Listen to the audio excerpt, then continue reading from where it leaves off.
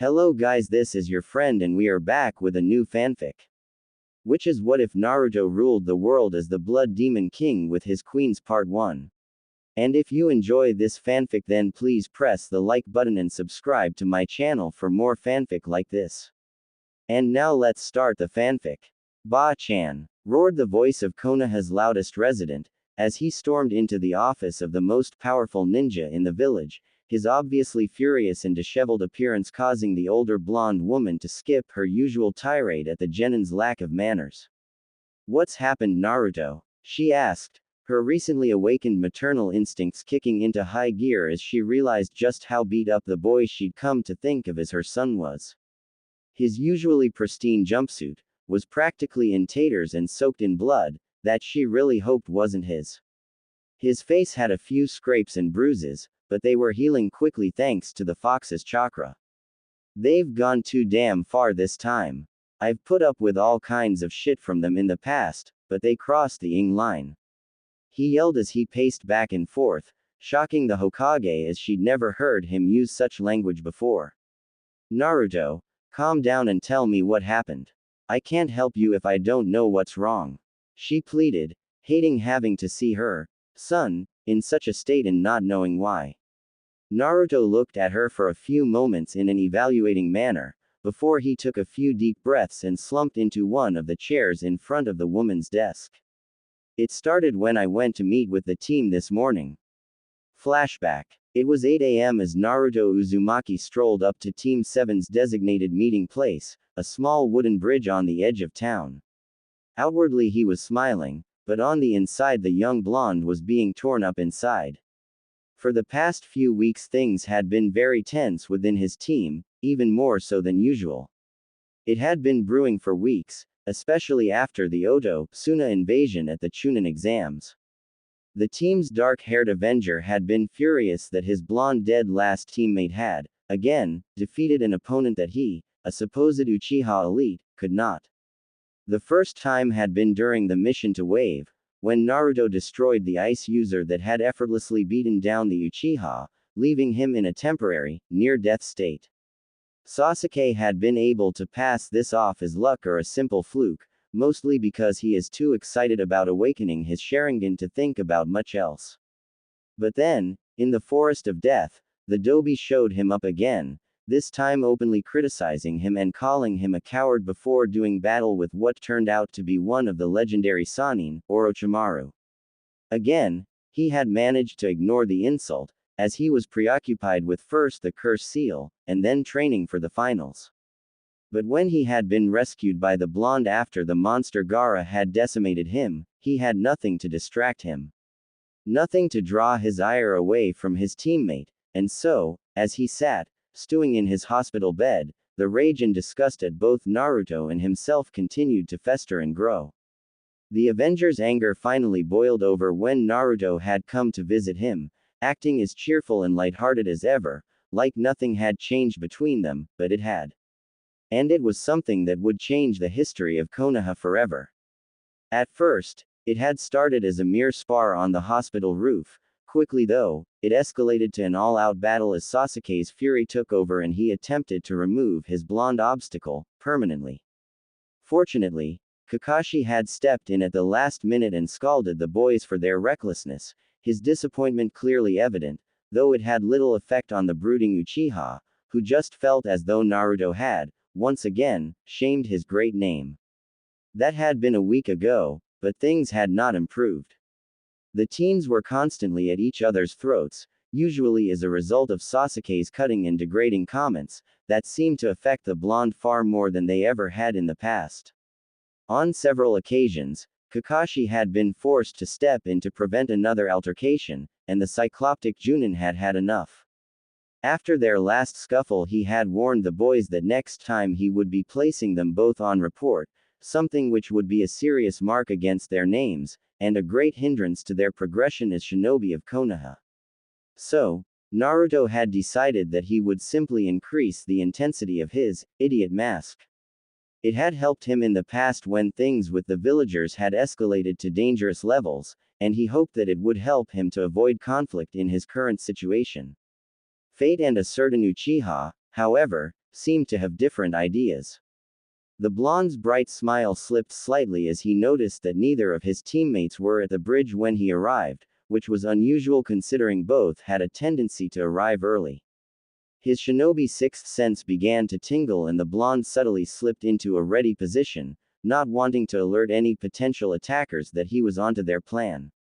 He was, therefore, only slightly caught off guard when a barrage of kunai emerged from the nearby forest, forcing the team to leap backwards to avoid being repeatedly skewered. Scanning the trees for the source of the attack, Naruto's carefully constructed mask shattered when he saw both his teammates standing with proud smirks on their faces. Sakura-chan, what the hell? Why are you throwing kunai at me? He yelled, pain at being betrayed by the girl he had doted on for years burning him more than any physical wound. Why? Because you are nothing but a filthy demon. That's why. I've finally been told the truth, you horrible monster. And now Sasuke-kun and I are going to finish what the Yondaime tried to do all those years ago, then we'll be heroes and Sasuke-kun will finally be given the respect and acknowledgement he deserves. Sakura yelled, shattering the tormented boy's fragile heart. For years, he had built walls around himself to keep back the pain and suffering that his cursed life generated, only letting a very select few people peek within those barriers to see the truth that lay within. And in an instant they were ripped away. The years of merciless scorn and torment, of brutal physical and emotional abuse, of debilitating, soul-shattering loneliness swept over the boy like a raging flood. And leading them all was his newest pain, the betrayal of the only person he had ever allowed himself to love romantically. The one person amongst his age group that he had thought for sure would accept him regardless of what he held, had scorned him, just like all the rest. He couldn't fight back the tears that flowed from his eyes as his mind was overloaded with all that he had held back throughout his short, but agonizing life. Eventually, however, one thing began to rise above the rampant tempest that was his current emotional state, rage. Ever since the day he was born, Naruto had been battered by hatred and disgust and fear, and once, when he was finally old enough to understand what was happening, he had lashed out against those that had wronged him. He had brutally beaten two much older boys that had been attacking him for using the slide at the public park. By the time he had finally been pulled off them, he was covered in blood, his knuckles were scraped and bleeding, his clothes were dyed red from the spatter that erupted from the children as he pummeled them even after they had long lost consciousness. When he had finally calmed down, his rage was replaced by fear and horror, not from the adults that were screaming at him for hurting their angels, but at himself. He had realized something terrifying at that moment: he loved blood. The feeling of it as it spattered on his face and clothes.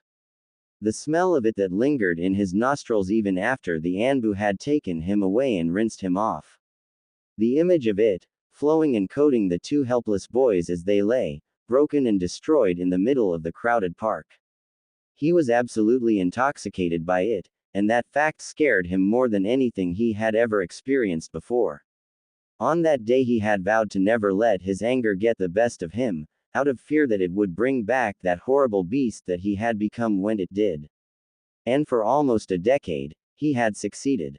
Even during his darkest times, his enraged fight with Haku, the frenzied attack on Orochimaru, and even his brutal battle with the demonized Gaara, he never once let himself go completely. But now the dam had broken and he was once again basking in the exhilarating freedom that came with completely letting go of your emotions. Before either of his young attackers could realize what had happened, Naruto had vanished, only to reappear in front of them, barely 5 feet separating the literally glowing blonde from his surprised and frightened teammates. You have no idea what you have just done. The Jinchuruki growled, his tone displaying a terrifying mix of absolute rage and contemptuous amusement. And what is that Onidobi?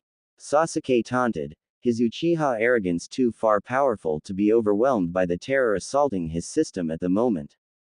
Naruto's eyes never once left the quivering form of his former love, as he raised his tightly clenched fist towards the Uchiha. You've set me free, he answered calmly, which again, only proceeded to freak out his teammates more. Why, you're the Kyuubi. Sakura stuttered, All of her previous bravado long since dissolved as the reality of the situation became apparent. Idiot. He always has been the Kyuubi, he's just finally showing his true colors. Isn't that right, you demon scum? Sasuke taunted, though his confidence in the situation had also notably decreased. Me, the Kyuubi, and they call me the dead last. Naruto muttered, giving a grin that was a far cry from the good-natured ones of times past. This one was overflowing with contempt and hatred.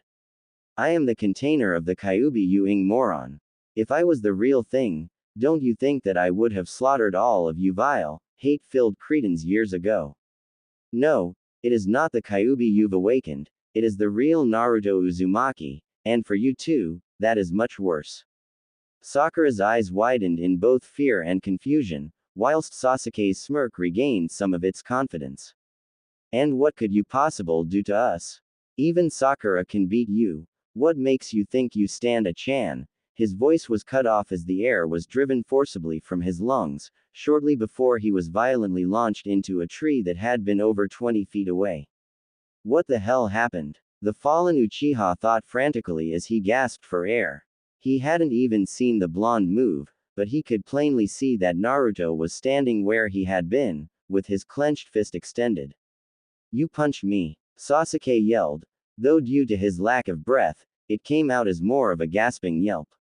Wow, impressive insight. Did you come up with that all by yourself, or did someone give it to you like they always do? Naruto taunted as he lowered his hand and stood in a relaxed position. You son of a bitch. I'll kill you, Sasuke roared as he got to his feet and charged his teammate, kunai in hand. Naruto avoided the enraged Uchiha's attacks effortlessly for a few moments before catching his wrist and squeezing till they all heard a sharp snap and the kunai fell from the limp hand. Sasuke gritted his teeth to contain the pained scream that was desperately trying to break free from his throat. This is the legacy of the mighty Uchiha clan. PFF'd. I've seen more impressive kittens, and they aren't given even 1/100th of the advantages you are. Where is that genius intellect? Where is your superior Uchiha genes?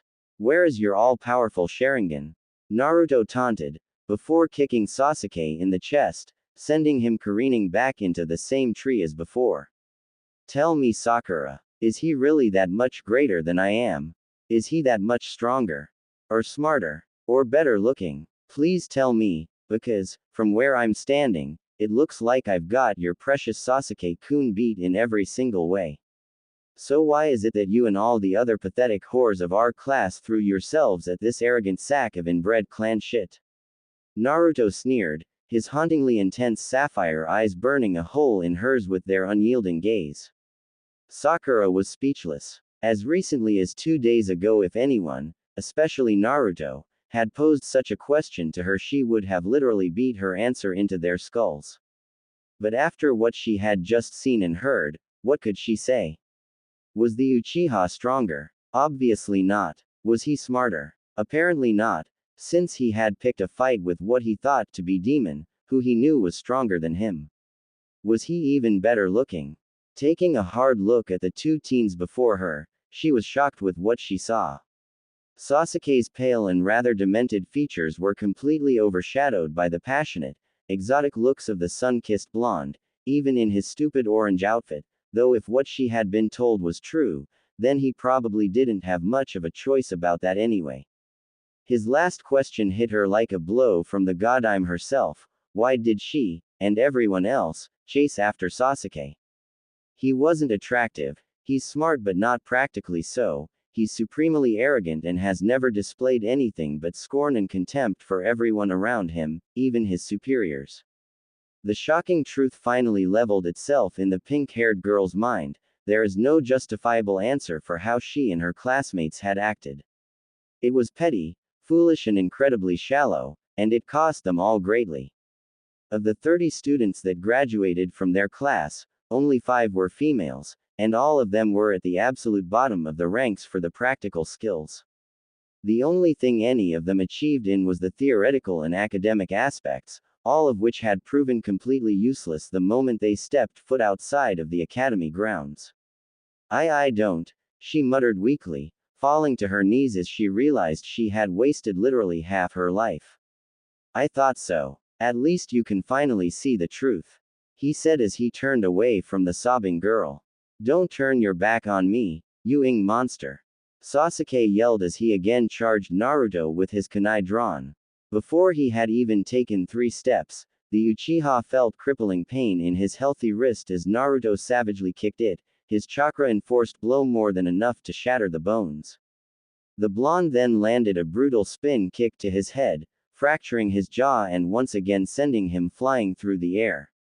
This time though, the assault did not let up, as the ferocious Jinchuruki appeared behind the airborne Avenger, driving his knees into his back, forcing even the stoic Uchiha to let out a scream of agony. Launching his attacker up off his knee, Naruto proceeded to pummel the arrogant genin mercilessly for more than a minute, before finally letting his broken and battered form fall limply to the ground. Remember this lesson well, Uchiha. Choose your enemies very carefully, cause not everyone will stand by as you tread on them. Naruto crouched down, bringing his head close to that of the barely conscious Avenger. Consider this your warning. Cross me again, and I will bathe in that famous Uchiha blood of yours. Naruto threatened darkly, the almost giddy anticipation in his tone at the mention of his blood sent shivers down Sasuke's bruised spine. Get away from the Uchiha demon, yelled a new voice as a dozen Anbu appeared from nowhere, surrounding the teens. Naruto looked up at the new arrivals and almost burst with hatred as he saw their blank face masks. The blonde knew all too well what that meant.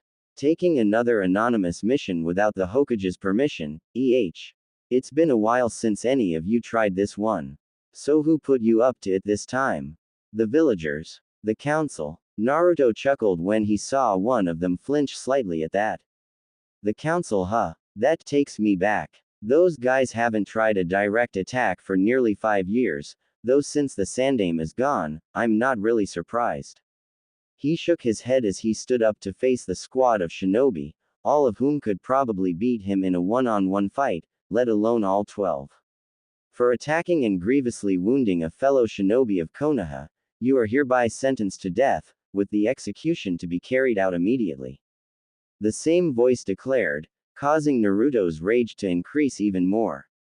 You planned this. You told Sasuke and Sakura about the Kyuubi because you knew they'd attack me, and either they'd kill me or I'd wound them, giving you an excuse to finish the job yourselves.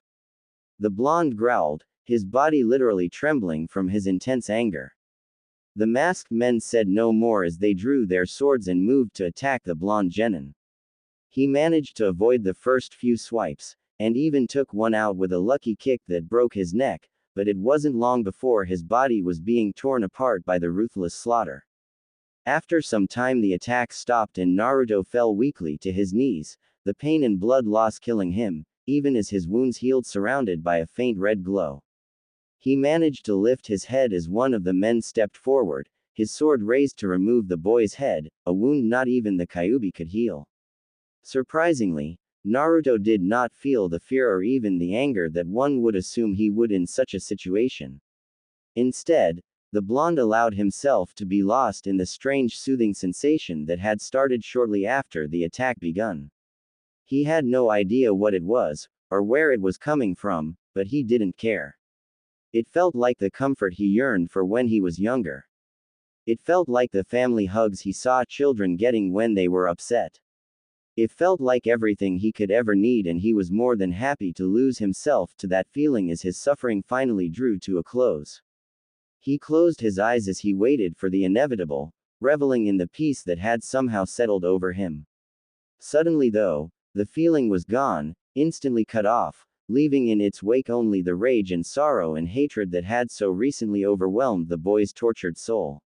His eyes snapped open. He would not die with this feeling in his heart. He would continue to live, continue to struggle, until he regained that peace he had momentarily grasped. Only then, only when he had recovered whatever that feeling was, would he allow himself to leave this world. Staring his death defiantly in the eyes, he felt new power surge through his body, the intensity and concentration of the power matched only by what he felt when using the Kyuubi's chakra, though the feel of this power was different. The Kyuubi's demonic chakra was loaded with animalistic, uncontrolled rage, but this, whatever it was more controlled, more focused. Also, unlike the Kyuubi's chakra, which was clearly coming from an outside source, this power was his, it came from within him, and it came for one thing, blood. Whatever the hell this power was, it yearned for blood like a desperate junkie looking for a fix. Naruto had no idea what he was supposed to do with the blood once he got it, all he knew was that he needed it, now. The lead Anbu grinned widely behind his mask as he brought his ninjutsu down, aiming to remove the head of the demon brat and finally avenge the deaths of his friends and family. His smirk vanished, however, when his blade was stopped, caught in the hand of the boy he was trying to execute. He was shocked to find that he couldn't bring his sword free, even as the blood poured from the boy's hand. His shock turned to horror as he noticed that the blood from the wound wasn't falling to the ground, or even trailing down the genin's arm, it was traveling up the blade and onto his hands. "What the air you doing, demon?" he yelled, desperately trying to free himself from the blonde's grasp as the blood began to encircle his hands. The blonde said nothing, as everyone, himself included, watched in fascination and horror as the blood began to visibly tighten its hold on the man's hands, to the point that there was an audible crack, followed by a scream of pain from the Anbu leader. The blood is acting just like Gaara's sand, Naruto thought, the intense bloodlust temporarily overwhelmed by curiosity. I wonder what else it can do. As if reacting to his thoughts, the blood suddenly relinquished its hold on the man's mangled hands, and leapt back to Naruto, spreading over his right shoulder like a second skin. What the foo? The man tried to exclaim, but was cut off as a spike impaled him between his eyes, shattering his mask and killing him instantly. Staring at the spike intently, Naruto was somehow both shocked and not surprised that it had stretched out from his bloody shoulder. The death of their leader seemed to snap the other Anbu out of their trances as they all took up their fighting stances, with a few of the more reckless ones charging the blonde directly. Naruto's eyes widened in fear, then amazement as the blood spike dissolved back into his shoulder and was joined by the copious amounts of his blood that had been staining his clothing. The increased volume allowed the blood to spread, covering everything from his ribs to his shoulders, front and back. Not bothering to consider this development, the attacking Anbu were caught off guard as the blood lashed out at them, defending perfectly against the multitude of attacks the highly trained shinobi were showering on the boy. Snapping out of his own stupor, Naruto decided to go on the offensive and charged one of his masked attackers, picking up the defeated leader's sword as he ran. His strikes were amateurish at best, but his unpredictability, stamina and intoxicating bloodlust were more than enough to overwhelm the more experienced swordsman. Within moments, the masked nin fell, a gaping slash flowing with blood in his throat. Naruto barely spared the man a glance, too caught up in his quest for blood to realize he had just made his first kill. He found his blood defense had defeated two more Anbu that had apparently tried to attack while he was distracted, only to find themselves gravely wounded and missing limbs as the blood skin formed blades and lashed out at anyone that came close, defending him, even from projectile attacks, without the genin even thinking about it. The defense is automatic, like the Suna demon from the Chunin exams. One of the Anbu yelled after having a barrage of kunai aimed at the boy's blind spot deflected harmlessly by blood blades. This discovery managed to enter Naruto's mind through the lusty haze and brought a wicked grin to his face as he remembered how difficult it had been for anyone to get past his fellow Jinchuruki's sand defense. His grin only served to unnerve the already rattled Anbu further, which was key in their eventual downfall. As the battle continued and more of the masked nin fell without the blonde sustaining so much as a scratch, their attacks and defenses became increasingly sloppy, leaving a plethora of openings, all of which the blonde was all too willing to exploit. Only 10 minutes after the bloody battle began, it was over, and Naruto stood in the clearing, surrounded by the bodies, intact or otherwise, of 12 Anbu. Once the battle ended and his bloodlust ebbed, the blonde was somewhat surprised that he was not disgusted by the gore-filled scene that lay around him. Rather, he found himself intoxicated by the presence of all that blood, as he was all those years ago after his first slaughter, only this time, he wasn't afraid of the feeling, rather, he was fascinated by it. Why am I so attracted to blood? Is it because of the fox or is it due to whatever this weird blood power is? And where the hell did that power come from anyway? I've never been able to do that before, why and how has it awakened now? And what was the council thinking? Sending Sakura and the Tem as bait to lure me into a trap, those manipulative bastards have gone too damn far this time. He declared mentally as he set off towards the Hokage Tower, absently noting that Sasuke and Sakura had disappeared before the start of the fight. Flashback end. And then I came straight here. Naruto finished, leaving a heavily frowning Tsunade to stare at him in silence. The older blonde was awash with a flood of contrasting emotions. She was suspicious and angry at the council and the Uchiha, she was saddened and concerned for her surrogate son, and she was frightened and amazed at the new ability the blonde had awakened and its possible implications. Letting out a long sigh, she turned and looked out the window towards the Hokage monument. What would you do, sensei, grandfather, granduncle, Minato? She asked internally, letting her thoughts wander to the great men that had preceded her and how they would have dealt with such a situation. After a few minutes, she turned back to the blonde, who was trying to control the blood that still covered his upper body. I think it'd be best if you left the village for a while, she said calmly, though her expression was anything but. Naruto sighed and nodded, surprising the older woman. I was thinking the same thing. It may not be safe to have me in the village until I get whatever this thing is, under control. And I could defiantly use a break from the villagers and all their bullshit, plus the council won't be able to do shit if I'm not in the village. Tsunade nodded in agreement, shocked by how well the boy was dealing with the situation, though she hid it well. The timing is actually quite good. Jiraiya will be returning from a mission in a few days, you can go along with him, hell I can probably convince him to take you as his apprentice. As much as I appreciate the offer Ba-chan, I would prefer to go alone. I've never really had time to be by myself and think about who I am and what I want, without having someone around hassling me or interrupting. I think a trip by myself will be a great help to me figuring out some important things. Plus, the idea of spending a few years with that pervert sounds about as appealing as handing myself over to the villagers, bound and gagged. He said dryly, earning both a chuckle and a frown from the conflicted woman. Okay Naruto, I'll mark it down as a S-rank reconnaissance mission, so nobody will be able to find out where you are or what you're doing. That should keep those pricks on the council off your ass, at least until you come back. Naruto smiled warmly and gave the busty woman a loving hug as she rose to see him out. Thanks so much for this.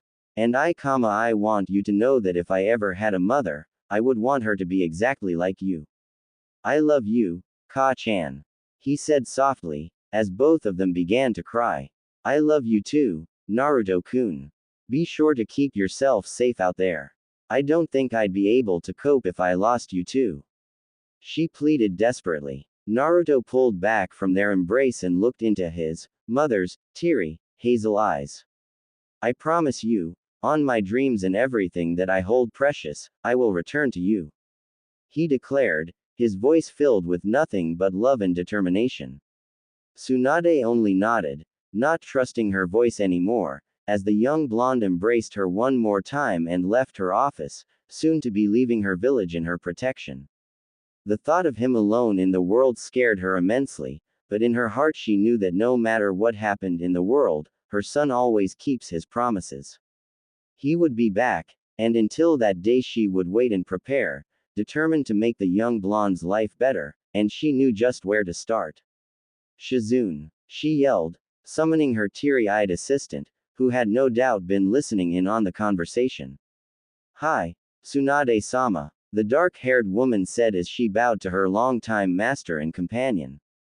Bring me all the hospital records for the 3 months leading up to the Kyuubi attack, as well as all of Naruto-kun's medical files.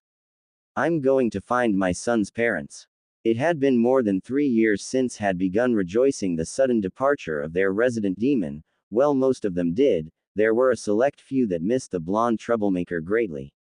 Amongst them were the Godime Hokage and her assistant, the boy's adoptive mother and sister, the Konoha 12-Sasuke, who were his peers and friends, and the owners and operators of a particular ramen stand, whose business had plummeted nearly 50% in the boy's absence.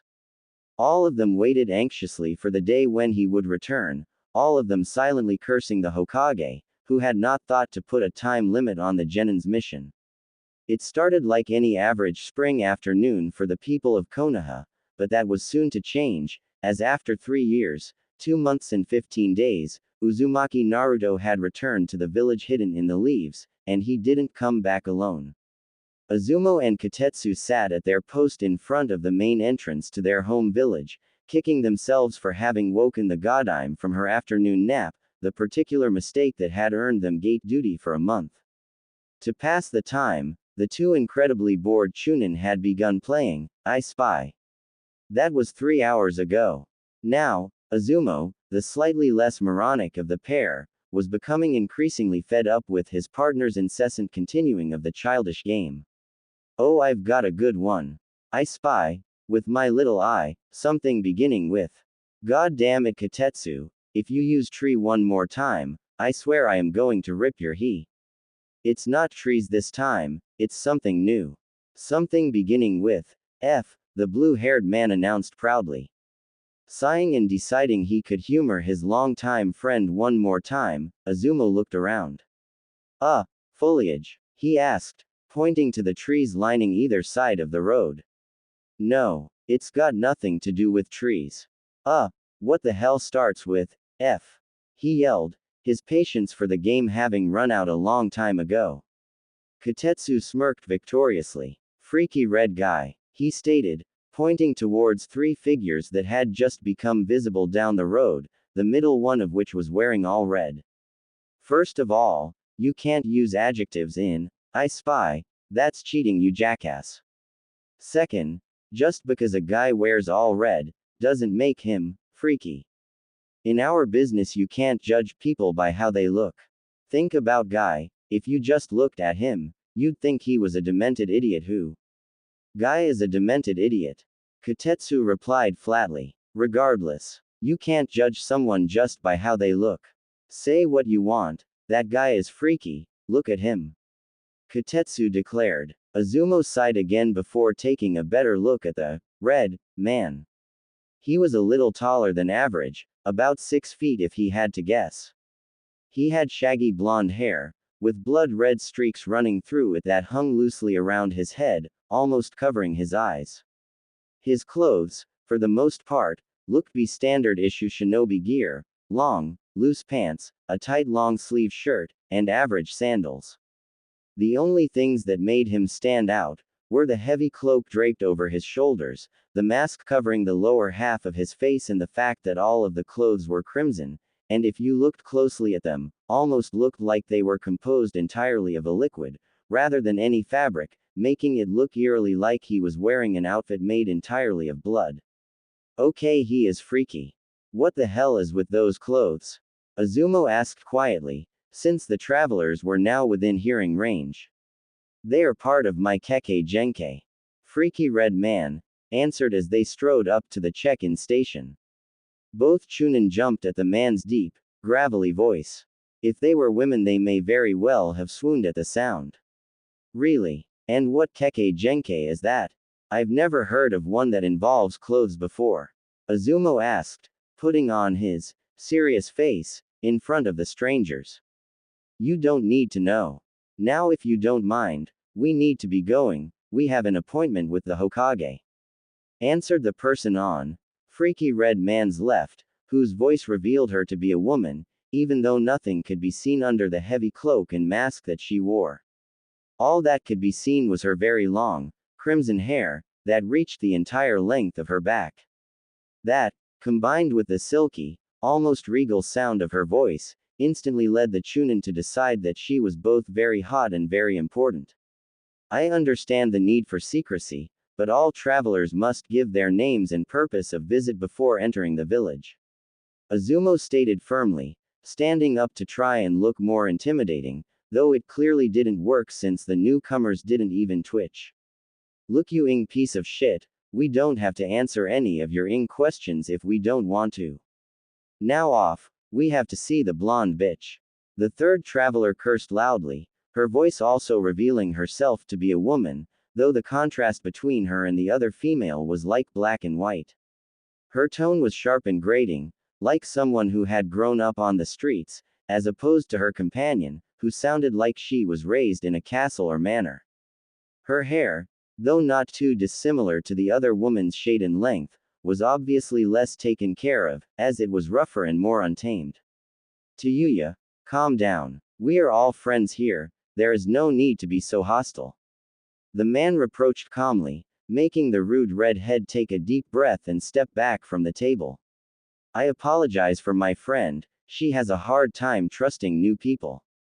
As for our names, this is to Yuya-chan, and Akai-chan, and my name is Uzumaki Naruto. Both men visibly flinched at his name, and both of the women tensed, as if expecting an attack. I assume that you have returned from your mission then, Uzumaki-san. Kotetsu said, the reverence in his voice completely unexpected. That is correct. So if you wouldn't mind letting us through, I would like to make my report, he said, unable to keep the confusion and suspicion out of his voice. Of course. Please go right ahead. I'm sure Hokage-sama will be most happy to know that you have returned. Azumo said as he waved them through. The three travelers spared one final wary gaze towards the strange Chunin before entering the village. A short time later, the three red travelers arrived at the Hokage Tower and were met with similar reactions from the staff as they gave their introductions. Wanting to get to the bottom of what was going on, Naruto almost yelled in joy as he set eyes on the familiar face of the Hokage's personal assistant and companion. Shizune Nichan, he called as he bounded up to the woman and wrapped her up in a tight hug, nearly scaring her half to death as she hadn't recognized who was embracing her. Hey, let me down this instant, she yelled, struggling against the large man's powerful hold. Naruto let her down gently and looked at her with sadness and confusion. Shizune Nichan, aren't you happy to see me? It only took a moment for the woman to realize who it was that was looking down at her, his sapphire blue eyes leaving no doubt about his identity.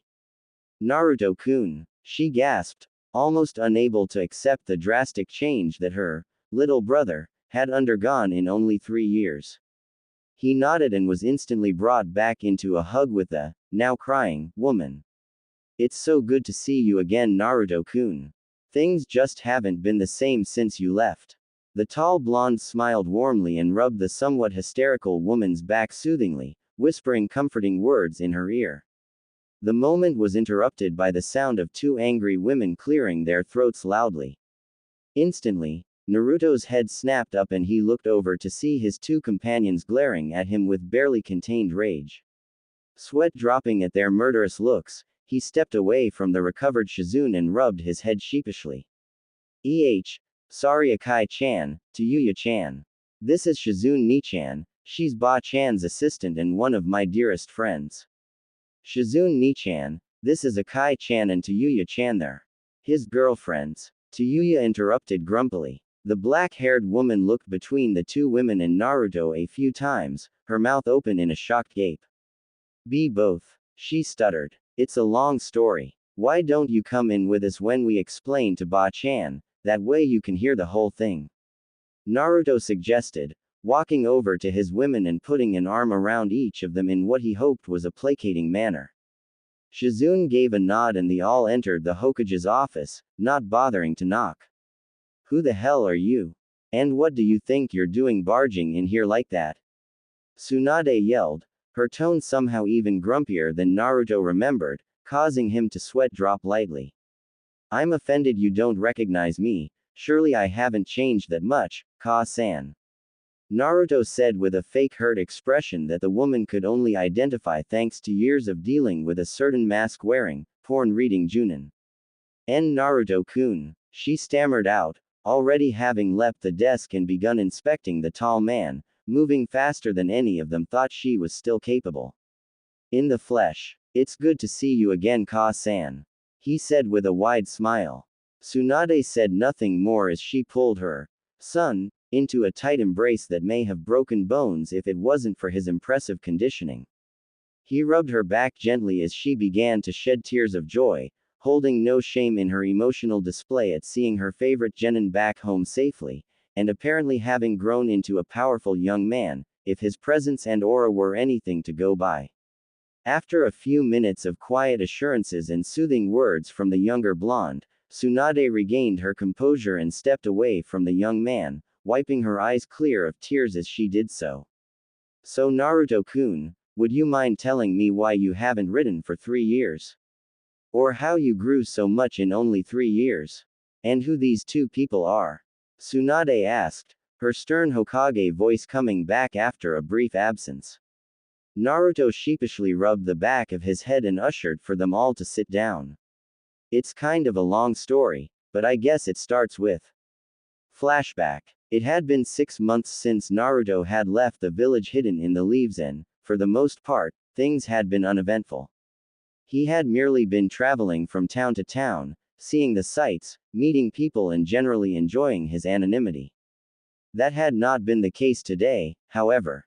No, today he had been involved in the most desperate, terrifying battle of his life, and he had only just survived. But it was not thanks to his own merits that he had survived. Sure, his newfound prowess with his blood manipulation was helpful, but he owed his existence to one being, the Kyuubi.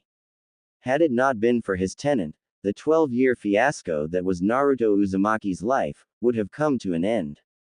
Deciding that he was not going to be an ungrateful vessel, Naruto began to meditate, using a technique he had discovered to bring himself into the domain of his powerful prisoner.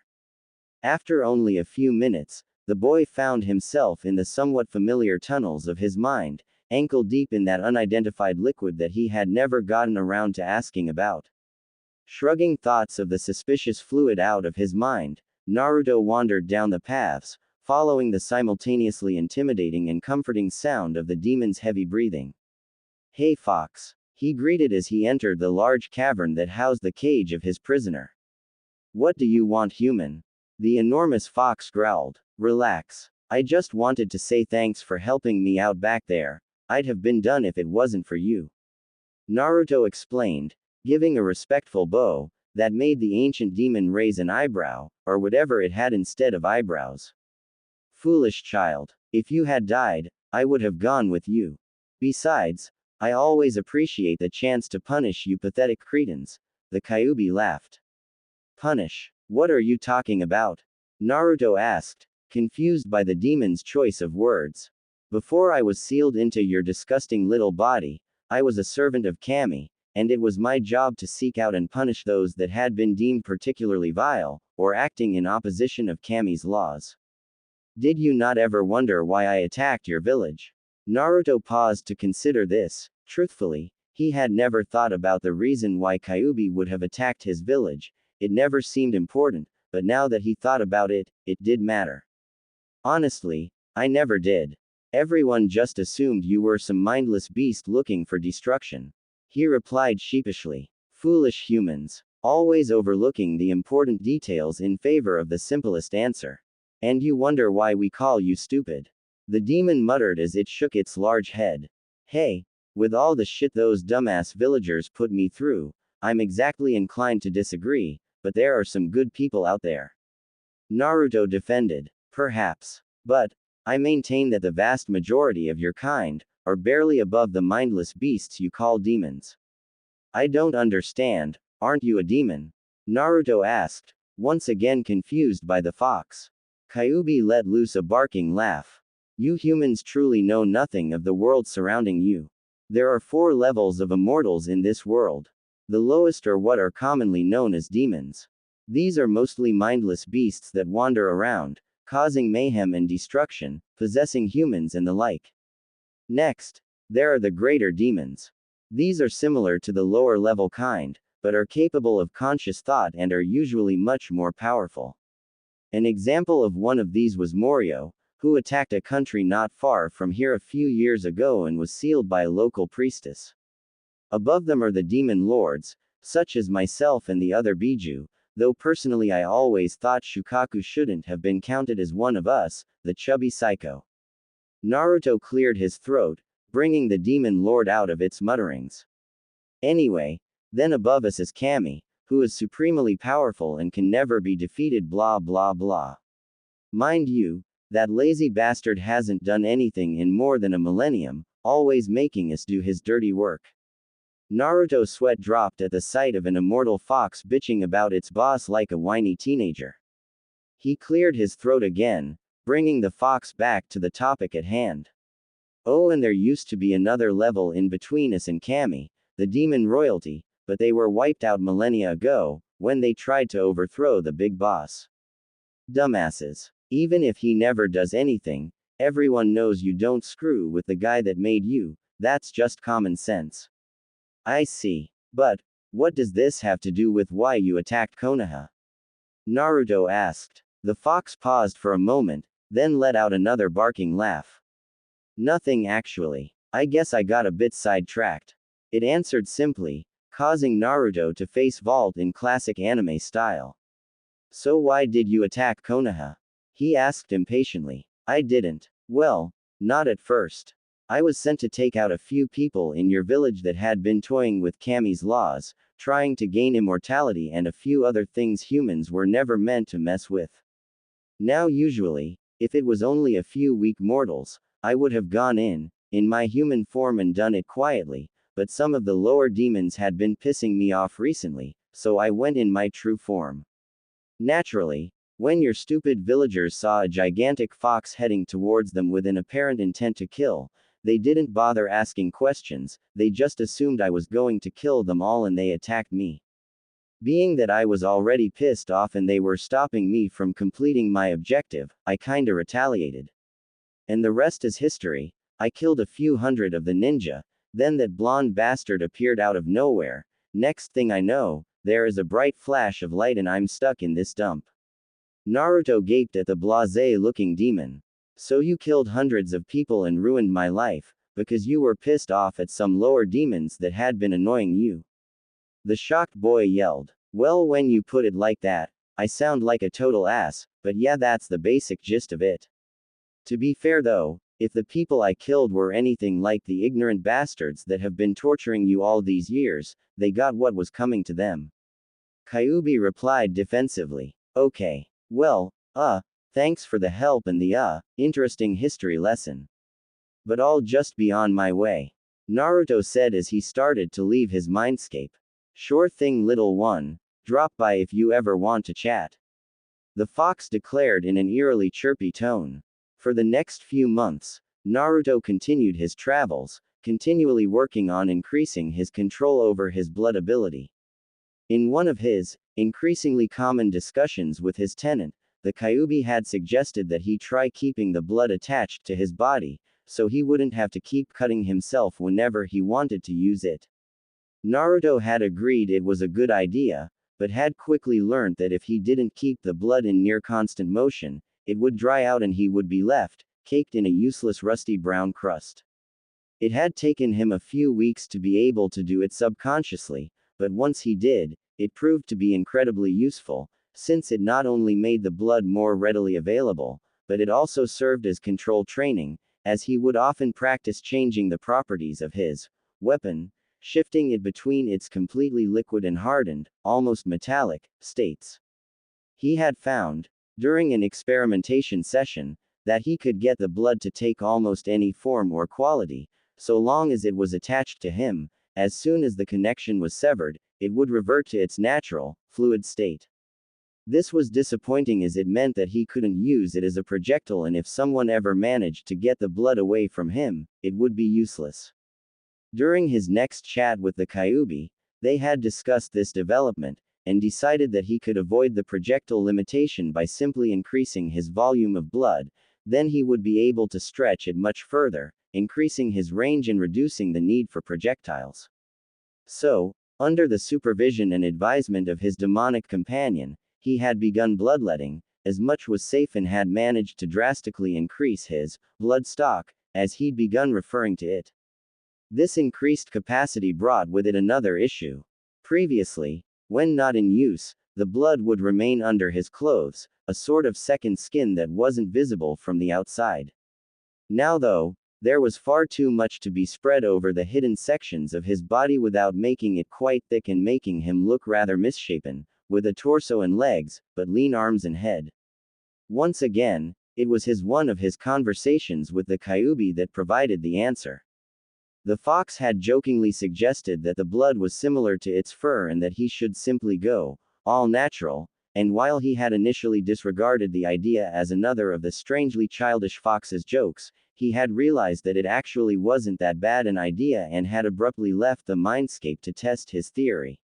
He was pleased to find that, after a few failed attempts, he could actually form the blood into what looked and felt just like real clothes, albeit they had to be red since he couldn't manage to change its color, like he could everything else about it. After experimenting, with his newfound ability, Naruto finally decided on making only his top out of the liquid, and leaving the rest of his outfit, real clothes, since he didn't want to be caught without pants if he lost his concentration sometime. As the time passed, however, and his store increased even further, he was forced to make additions to his outfit. He started with smaller items, like gloves and sandals, then a mask like Kakashi's, but eventually he simply had too much and was forced to take the final step, replacing his pants, though he always wore real underwear, just in case the worst happened. He had found, much to his surprise, that he felt far more comfortable when wearing his blood clothes than he had ever been in real clothes, almost as if it was only natural for him. Kyuubi suggested it must be a part of his ancestry, since the feeling he described was similar to when it returned to its true form after being in human form for a while. Whilst the idea that this was his natural form intrigued Naruto, he had no way of knowing if it was related to his ancestry, since he had no idea who his ancestors were.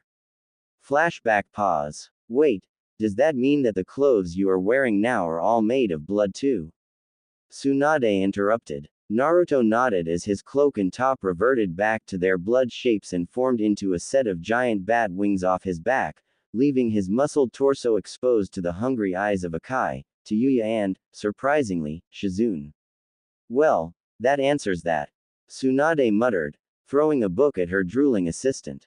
Anyway, so after that, flashback continued. Another few months passed without much of an event, aside from Naruto having to adapt his clothes to facilitate more storage.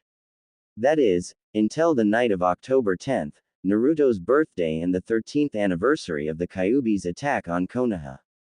Having been overcome by painful memories of birthdays past, Naruto had sought the company of the being that had become the boy's dearest and closest friend, the Kyuubi.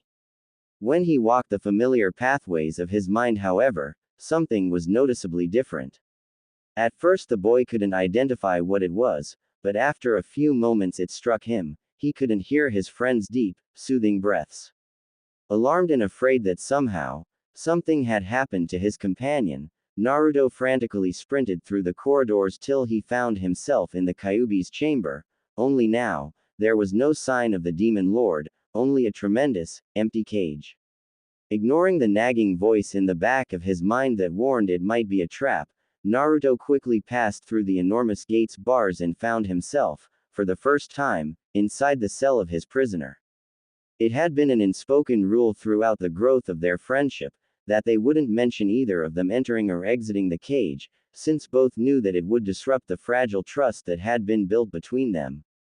And, since it was always so dark, the blonde boy had never seen inside of the cell that his friend was forced to live in, and now, he almost wished that it had stayed that way. It was completely bare, containing nothing that could be considered a comfort or source of entertainment, just hard, wet, stone floors, walls and ceiling. There was absolutely nothing in the enormous space. Except for a small, hunched figure in one of the corners. Taking more notice of the, now screaming, voice in the back of his mind, Naruto approached the figure cautiously, inwardly cursing the lack of light as he couldn't make out the form's features. In obvious response to his thought, an ethereal light swelled in the room, bathing everything in gentle glow, like a candle or fireplace in a dark room. The figure, now revealed to be a beautiful, red-headed woman, flinched at the appearance of the light and spun around to face the surprised Naruto, who couldn't help but stare at the woman's angelic form and 9 long, fur-covered tails. Kyuubi, he sputtered disbelievingly. Naruto-kun, she gasped before wrapping her tails around herself for some level of modesty, though it didn't help much as it just made her look more alluring to the shocked teen. What the hell? Naruto asked dumbly, unable to form his frantic thoughts into a more complex question. So, this is my human form, surprise. The woman joked with a nervous chuckle. Naruto just continued to gape at her, his previous question being the most his rebooting mind was capable of. I guess you're a little surprised that I'm a woman, huh? She asked, getting a stiff nod from the blonde, who had finally managed to close his mouth. Why? He asked, after regaining more of his consciousness back. Why didn't I tell you?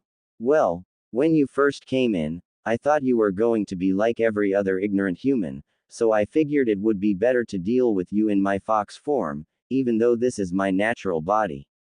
In truth, I only used the fox form when I was trying to intimidate people or in a particularly nasty battle. 90% of the time, I chose to stay in this form. Do you have any idea how hard it is to live as a 100-foot-tall fox? Normal things like walking around or taking a bath are hell, so I usually stayed like this.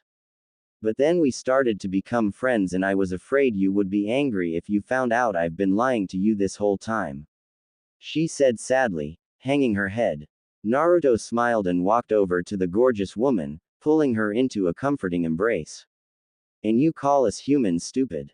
What part of having a unbelievably beautiful woman as my best friend was I supposed to be angry about? This is actually a huge relief. For the last couple of months I'd been worried I was turning gay or whatever it is when you like animals, since I keep having these dreams and fantasies of us in a relationship. Naruto explained with a light chuckle. You're serious? She asked in a surprised tone. Of course. I thought you could read my thoughts. I assumed you knew. No, all the seal lets me do is monitor what is happening right now on the outside. Aside from that and sending my chakra to heal or strengthen you, I can't do anything from in here. She explained. Kami, that must be boring. No wonder you're always trying to get me to come in here and talk to you. Naruto exclaimed. Kyuubi pulled back from the embrace and looked away from her container shyly. Actually, that's only part of it. I really like spending time with you. She admitted sheepishly. Wait, as in, that's right, I like you too. She interrupted. Naruto gaped at the beautiful woman again, unable to comprehend what she had just confessed. As in like, he asked, getting a frustrated sigh from the woman, who suddenly turned back to him and locked him in a passionate kiss. Does that answer your question? She asked with a smirk, as she saw his flustered expression. I don't know, you might have to do it again, Kyuubi-chan. He replied with a matching smirk as he snapped out of his daze. Her grin only widened at his playful statement and she leaned back into his body. Well, if I have to. And for the record, my name is Akai, not Kyuubi. She declared before pulling him into another world-shattering kiss. Flashback pause. Tsunade and Shizune gaped at the people in front of them, though they were looking at different people. You kissed the Kyuubi, Tsunade yelled, but she was drowned out by Shizune's even louder scream. Akai-san is the Kyuubi. She shrieked, drawing her master's attention before it shifted back to Naruto and his female companions. Yes, but can you keep it down? We're trying to keep it a secret. He replied sternly. Would you mind telling me what the hell you were thinking starting a relationship with her? And why and how she is not sealed inside of you? Tsunade asked, and, though she kept her voice level, everyone could feel the anger radiating off her. Calm down, Tsunade-san. I assure you I mean you no harm, and even if I did, Naru-kun is more than powerful enough to restrain me. Akai assured, calming the Hokage considerably. Is that true, Naruto-kun? Are you more powerful than she is? The blonde Kunoichi asked. Naruto nodded seriously. It's a byproduct of how Akai-chan was released, you see. Flashback continued. It had been 3 months since Naruto had begun his relationship with his tenant, and in that time they had grown considerably closer. Emotionally, you can't get closer physically than literally living inside the one you love. As they often did, the couple was passing the time lying on the grassy hills that populated the redesigned cage of the Demon Lord, simply enjoying each other's company. We can't do this in the real world. Naruto grumbled, realizing that he would have to leave soon, lest he risk someone finding him and proclaiming him to be in a coma, as had happened quite a few times since their relationship began. True, but we both know the only way for that to happen is if I were somehow let out, and I don't think that damn Yondaimi's seal is going to let that happen anytime soon. Akai replied, snuggling deeper into her man's side as she too realized their time was almost up. That's it. We can remove the seal. Naruto exclaimed, sitting up abruptly and accidentally throwing his glove off him. You know we can't do that. We don't know what would happen. We could both die, or even if we didn't, who knows what the influx of demonic chakra would do to you. It's not worth the risk. The redhead reprimanded as she stood up, dusting off the kimono she wore despite Naruto's complaints. Naruto had let the matter drop, or so it seemed, as 3 days later, Akai woke as her entire domain began to quake and fluctuate wildly, as if it was unstable. Quickly guessing what the problem was, she raced to where the manifestation of the seal was now located and was horrified to find Naruto, writhing in agony on the ground, the torn piece of paper clutched in his hand. Naru-kun, she screamed as she ran over to his side, wrapping him up in a tight embrace to try and give him some comfort from the obviously excruciating pain. What the hell were you thinking? She yelled as he continued to convulse and tremble. I finally found it again. He muttered before he passed out from the pain, leaving the terrified demoness to cry and pray as everything began to fade. Naruto awoke abruptly 2 weeks later to find himself enveloped in the comforting feeling that he had searched almost a year to find. Turning his head, he was delighted to find the sleeping form of the woman he loved laying next to him, her lithe body draped over his, giving him that indescribable feeling of security and warmth that came from being with the one he loved and who loved him. He had recognized the feeling the first time that he and his tenant had embraced. It was the same one that had soothed him, however briefly, during his fight with the Anbu. And now that he had it back, he vowed on his very soul, that he would not let anything take that feeling away again, no matter what the cost. So when he had realized that he had an opportunity to set the being that gave him that feeling free, he didn't hesitate for a moment, regardless of the possible costs to himself. He smiled warmly as he saw the sleeping beauty begin to stir, shifting slightly so that they were eye to eye when her ruby-red orbs finally opened. Morning, Akai-chan, he said softly, before yelping in pain as she whacked him over the head. You stupid son of a bitch. What the hell were you thinking removing the seal without even telling me? I could have helped you prepare for it better, you dumb bastard. She yelled, getting into the mount position and thumping him repeatedly on the chest, or at least she would have, but she found herself completely restrained by vine-like appendages of blood that extended from the blonde's chest. Absently, he noted that his blood had not reacted by itself since that fight where his demon love had saved him, and wondered why it was doing so now, but shrugged it off when he noticed the half-furious, half-concerned look that Akai was giving him. I know you are upset, Akai-chan, but I am not going to apologize because I don't regret what I did. Since my blood is here and so are you, that means that you are on the outside, and, since I don't see Cammy yelling at you for slacking at your job, I know we aren't dead. Which means that you are free and we got away without any serious consequences. He declared with a proud smile, that quickly faded when he saw her look away from him. What's the matter? He asked, ordering his blood to release its hold on his girlfriend. That's not entirely true.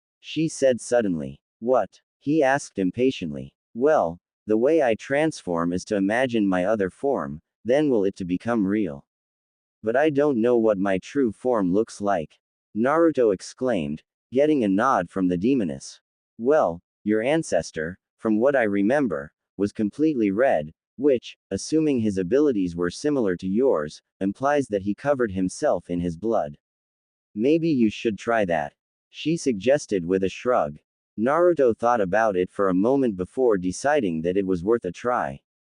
He tried to focus on his blood as he used to, and was pleased to find that it worked much faster and much easier, though it caught him off guard at first since he was suddenly being swallowed by the crimson liquid.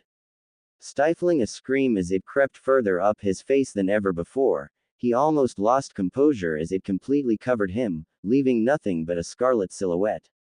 After a few moments of nothing happening, he was about to pull it off when he was suddenly overcome with a wave of new sensations as his body began to warp and shift.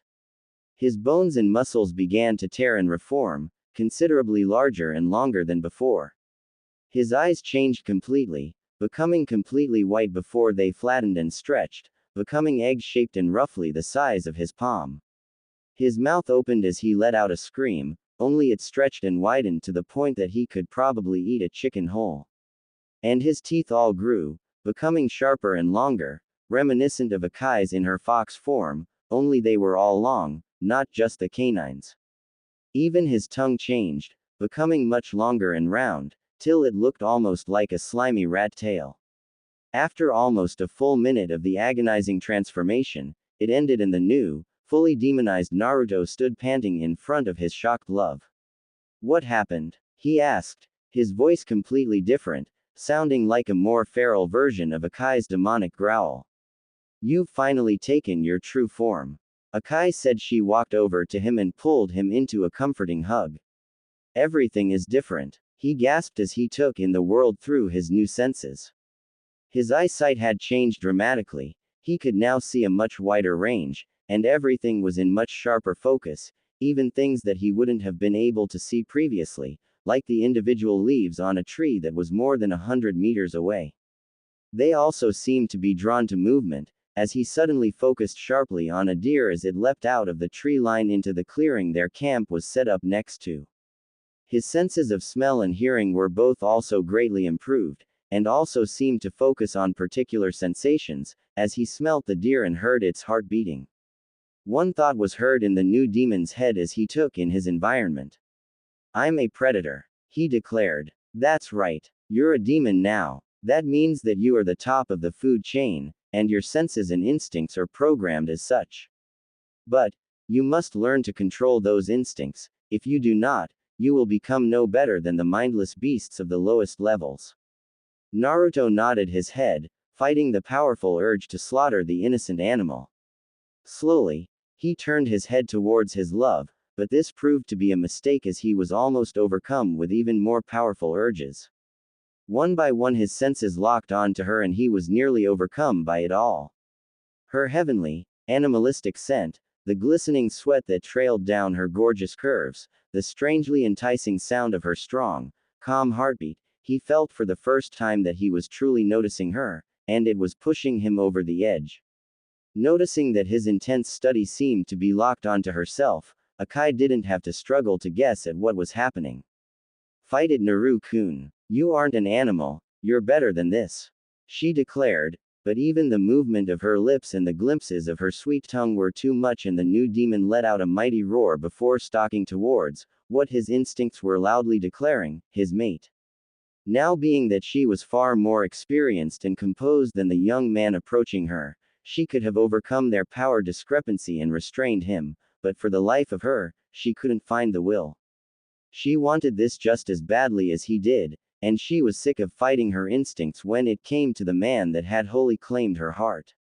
So instead of continuing the charade of disinterest, she reverted to her own demonic form, letting out a howl of reply as her teeth, nails and ears became beastly and she sprouted 4 wildly swinging tails, shredding her robe in the process. His mouth hung open as his heightened senses took in all that was Akai, easily the single most beautiful creature the world had ever known, her perfect, Pert S, her tiny rose-colored nipples, her tight, flat stomach, her flashback pause. Okay, I don't think we need to hear any more about that part of the story, Tsunade declared, ignoring the disappointed groans from the three other women in the room. Ah, right. Sorry Ka-san. Okay, so it was about a week later that we got control.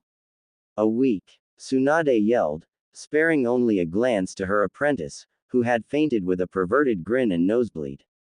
What can I say? Demons do it right, Akai declared proudly, getting a shake of the head from Tsunade. Anyway, so what happened next?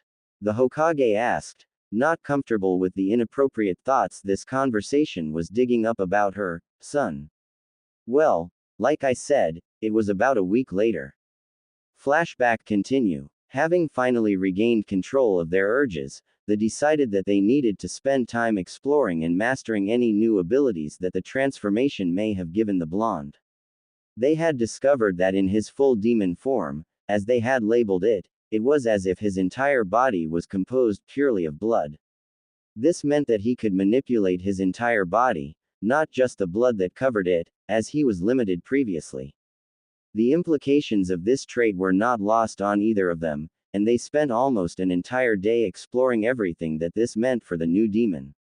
They had started with simple things, like extending his fingers, then arms, but had quickly moved right up to completely reshaping his body. He found that he could essentially transform into anything.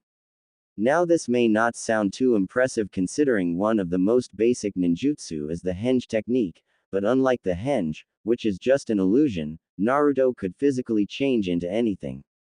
This meant that he could transform into a bird, and actually be able to fly, or into a fish and actually be able to breathe underwater. Granted, it would be a red fish of roughly his dimensions with weird eyes, but still. They also found that he had near-perfect regenerative ability, since as long as it was still attached to his body, he could merely reshape the damaged part without the damage, and on the off chance that something was actually severed from his body, if he re-established physical contact with it, he could absorb it back into his body and reform whatever was removed. Whilst Naruto had taken this knowledge to presume that he was immortal, Akai had quickly reminded him that they had not tried removing his head, and it was possible that doing so would likely kill even him. He had replied by absorbing his head into his body and dancing around like a headless idiot, inwardly shouting about how he was immortal. After she had regained his attention by whacking him where his head used to be, he calmed down and she explained that, whilst demons may be very hard to kill, they are not immortal, so he should not become careless.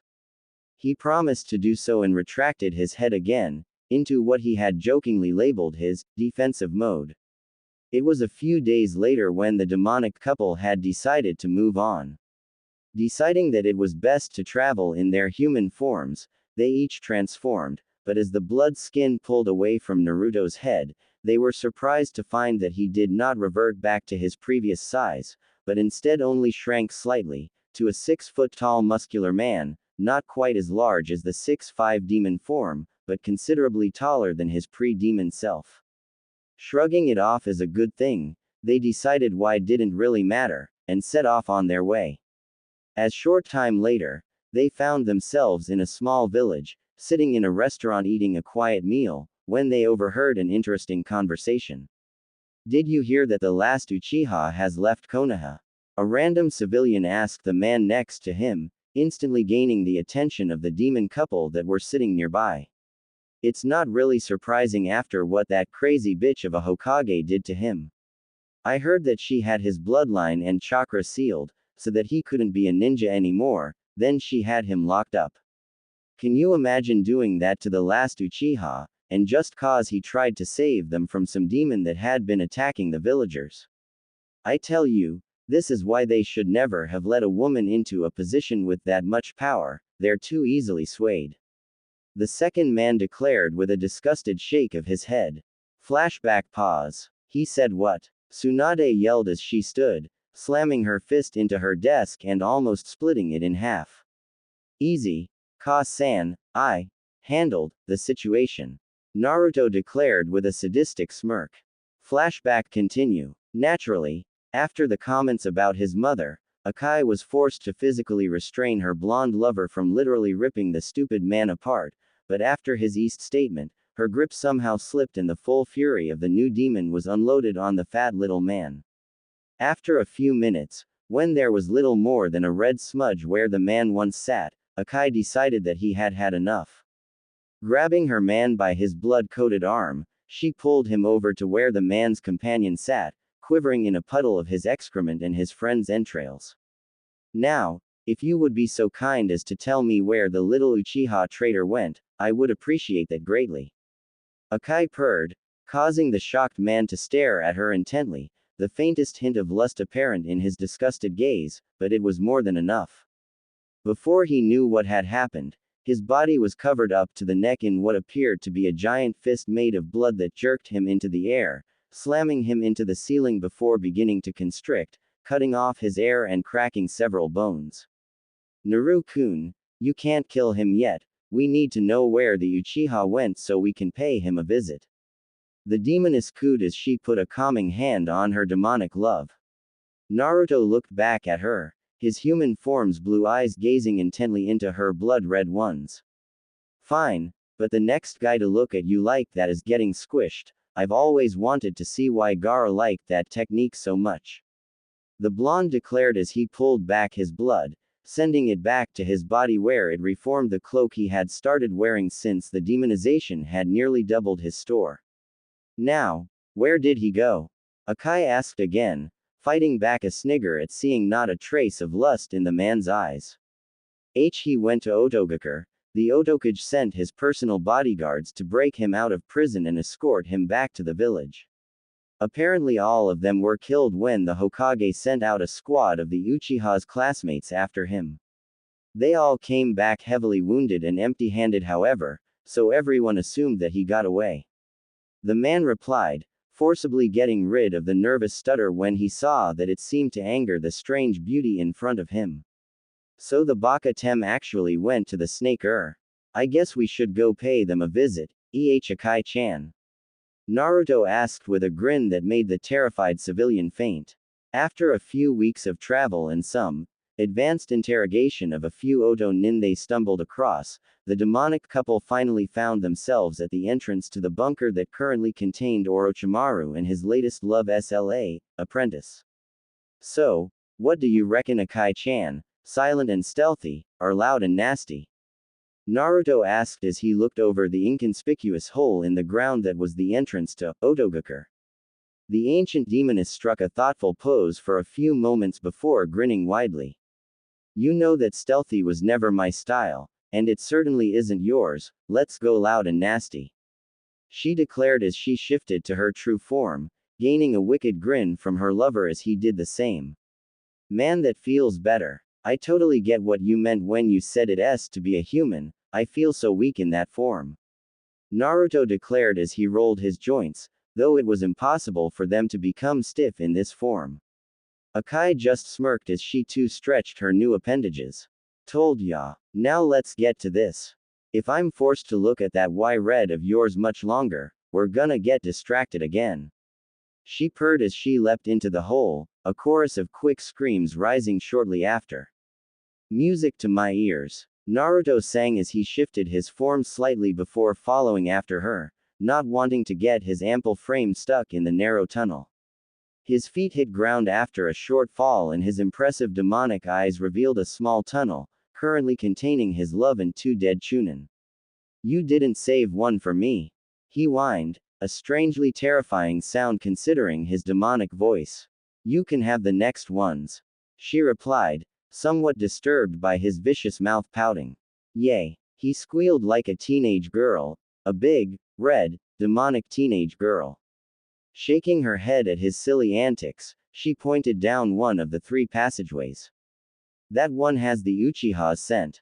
Naruto's foolish childlike persona was instantly replaced with that of a seasoned warrior as he stopped jumping and gave her a serious nod, before starting down the tunnel.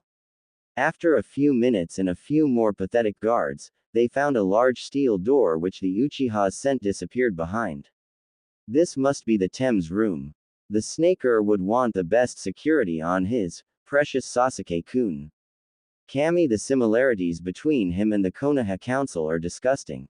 Naruto muttered as 2-3-foot-long blades sprouted from each of his forearms, the sharp edge running from past his elbow to a foot past his fingertips, where they ended in a vicious serrated curve. Without delay, he slammed his fists into the top of the door, the 4 blades penetrating the thick steel like water.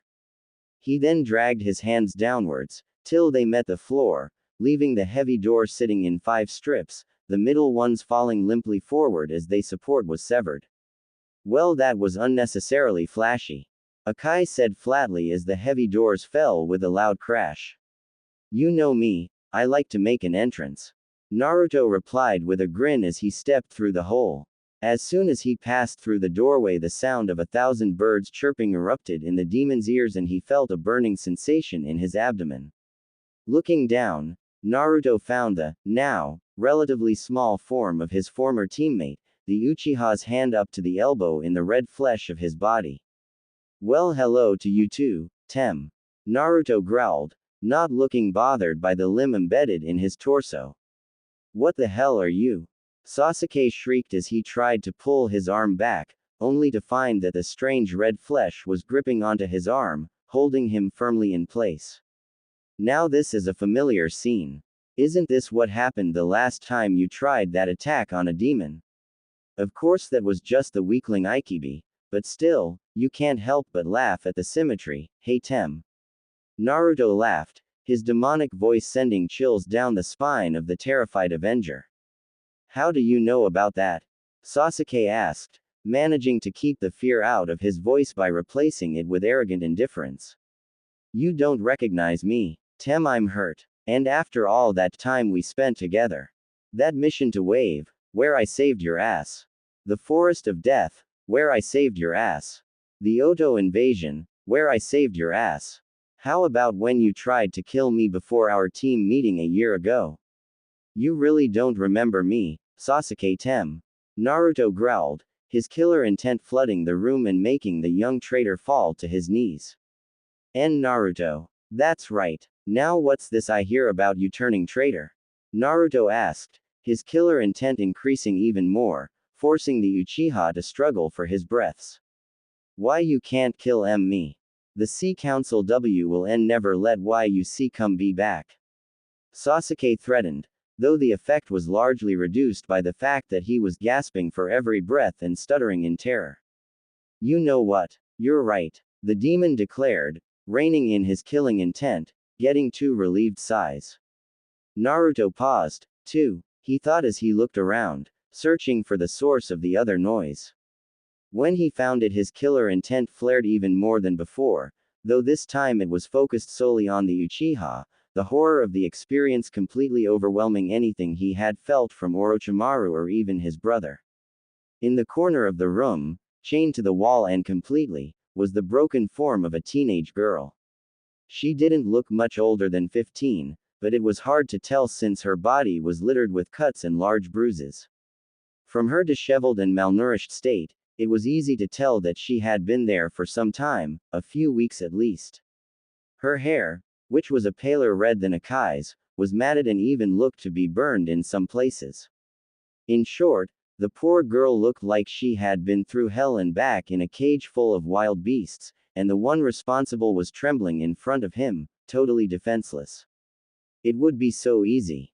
Just a simple flick of his wrist and this monster in human flesh would be wiped from the earth. But that wouldn't be justice. There was no justice here.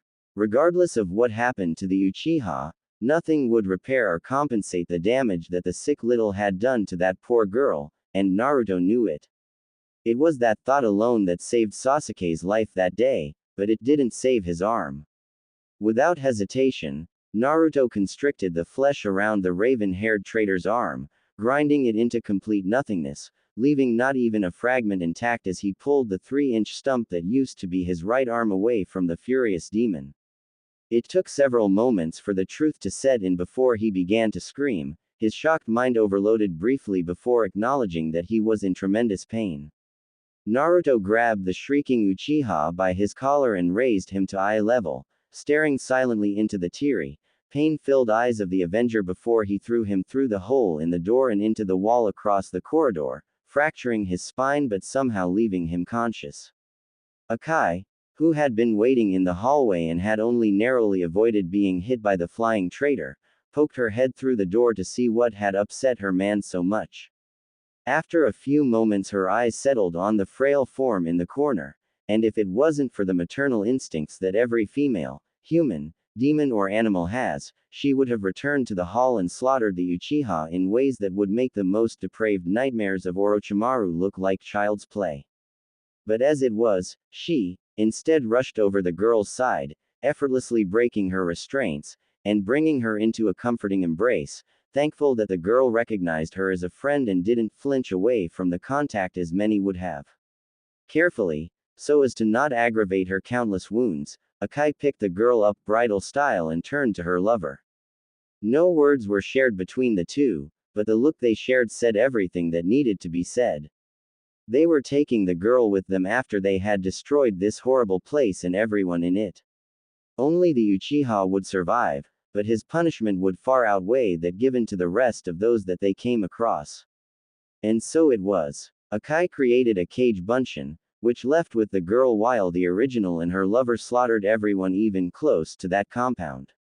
When they finally finished, the demoness shifted to her full fox form and leveled the structure, leaving nothing but a smoking crater and the horrible stench of mass murder. Flashback end. The office fell silent as everyone thought about what had been said.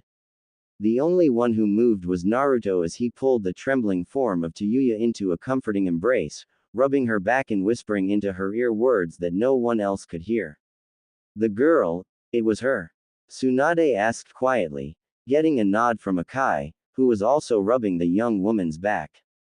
After a few minutes, Tayuya regained her composure and Naruto spoke up again, clasping her hand as she pulled away from him.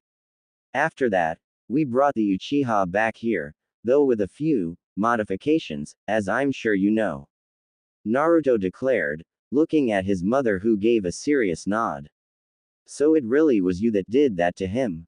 We had thought he had gone mad when we found him, missing his arms, eyes and reproductive organs, ranting about how demons stole his vengeance.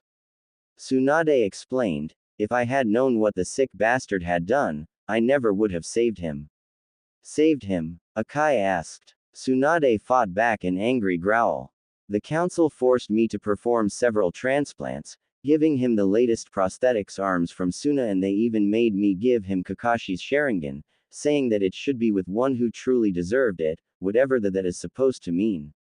I fought tooth and nail against it, but Kakashi actually agreed to the transfer, something about a guilty conscience from way back, so I didn't really have any excuse not to do it.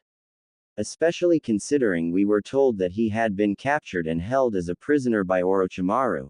Had I known the truth, I'd have let the bastard wander around blind and armless. At least that filthy bloodline will die with him. Naruto spat, his opinion regarding the Uchiha clan as a whole well established to all those present. Tsunade gave a slight nod. Not that it has stopped the stupid bastards from trying. They even put the CRA into effect on him, and got him married to the Yamanaka girl and some of the other whiny bitches of your age group, 7 in total. And not one of them would listen to me when I said that he was damaged beyond repair in that area. Stupid fangirls, serves them right. She muttered, getting nods of agreement from everyone present and conscious, since Shizune was still passed out on the floor in a lusty haze. So what happened after you dropped the prick off? Tsunade asked, getting back on track. Well, after we had given Tayuya-chan. Wait, your name is Tayuya, as in the same Tayuya that was part of the Odo 4 and took Sasuke and put up the barrier that stopped anyone from helping the Sandame.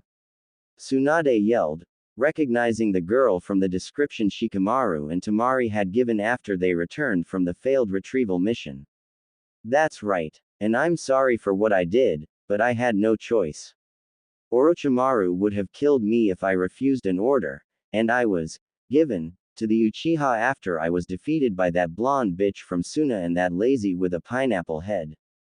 The fiery redhead replied, before the Hokage leapt to her feet and made to charge her.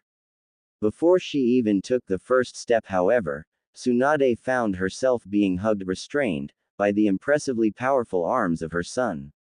I can't let you hurt her, Ka-san. Tuyuya-chan may have done some horrible things, but they were not by her choice and she has already paid more than enough her mistakes. I love her, and I will not allow anyone to hurt her, even you. He declared firmly as the irate blonde woman struggled fruitlessly against his grasp. After a few moments, the words sunk in and the Hokage stopped struggling and took a deep, calming breath. You're right. Even after what she did, she has suffered enough. She stated as she walked back to her chair and sat down. Now, what is this about you loving her? I thought you were with Kyakai-san. Tsunade asked, barely remembering the demoness' true name. I am and I do. After Tuyuya-chan had been traveling with us for a few months, we started to grow close and eventually fell in love. Naturally, it was a bit difficult at first, but we've gotten used to it, and now we're just a big happy family, right, ladies? Naruto asked, throwing an arm around each of his women, who both smiled and shook their heads at his childish enthusiasm. I see. Is there anything else I should know about? Tsunade asked wearily. The emotionally turbulent and excessive number of shocks had taken their toll on the aging woman. Not really. For the last year or so we just traveled around, doing odd jobs here and there. Nothing too exciting, Naruto replied, getting a nod from his mother. Well, that's good. Why don't we call it a day? You three come back tomorrow and we can look into getting you citizenship and a few other things that I have to give you. The blonde Hokage said as she gave her son one more hug before walking them to the door. Sure thing, Ka-san, we'll see you then. Oh, by the way, you wouldn't happen to know where the Tem would be, would you? I think we should pay him a little visit. Naruto asked with a sadistic smirk that was quickly matched by the women around him. That sounds lovely. He's usually at your team's old training grounds. The council forced Kakashi to be his private tutor, so that he can get the power to avenge his clan, and all that shit. They spend most of the. She trailed off when she realized that the three people in front of her had cracked up laughing. What? She asked, not seeing the joke. You remember that really nasty fight that I had where Akai-chan saved me and we started to become friends? Naruto asked, getting a nod from his mother. I was fighting Itachi and Kisame. I managed to catch Kisame by surprise with a blood blade. But then Itachi used Tsukuyomi on me. But it backfired, and he ended up in Akai's cage. The look on his face before she crushed him was priceless. Naruto declared as they all started laughing. Wait, so you mean he's been training non-stop for the last year, and the guy he wants to kill has been dead for 3 years? Oh, you have to let me be there when you tell him. The look on his face is guaranteed to be incredible. Tsunade declared as she realized what they were saying. It's a deal, Ka-san. For now though, we just wanna have some fun with him. See you tomorrow, he yelled as he led his lovers out of the office, all of them sporting wicked grins. Why didn't you tell him? A voice called out after Tsunade had closed the door. The blonde turned around to find her assistant glaring at her, though the effect was reduced by the trail of dry blood from her nose. I'll tell him tomorrow. I wanted them to have one peaceful day in the village before everything goes to shit.